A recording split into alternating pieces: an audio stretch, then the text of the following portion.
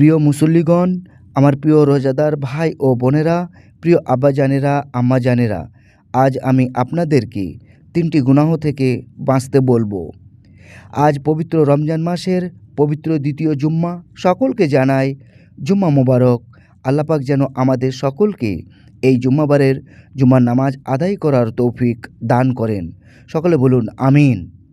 প্রথম কাজ, নামাজকে অবহেলা করা। রোজা রেখেছেন কিন্তু 5 ওয়াক্ত নামাজ ঠিকমতো পড়ছেন না, এটা মারাত্মক ভুল। 2 নম্বর, গীবত ও খারাপ কথা বলা। আমি রোজা আছি তাই কিছু বললাম না, এই কথা বলবেন না। ভিতরে ভিতরে রাগ, হিংসা, বদনজর রাখবেন না। শেষের 3 নম্বর, মোবাইলে হারাম জিনিসকে দেখা। এই দেখলে রমজানের চোখের গুনাহ রোজার নূরকে নষ্ট করে দেয়।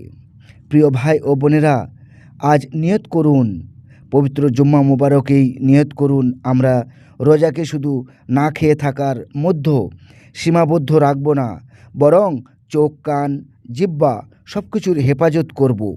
প্রতিদিন এমন ভালো ছোট বড় নসিহত শুনতে শিখতে আমার চ্যানেলটি সাবস্ক্রাইব করে পাশে থাকুন। নতুন যারা অডিয়েন্স রয়েছেন তারা অবশ্যই সাবস্ক্রাইব করে পাশে থাকুন।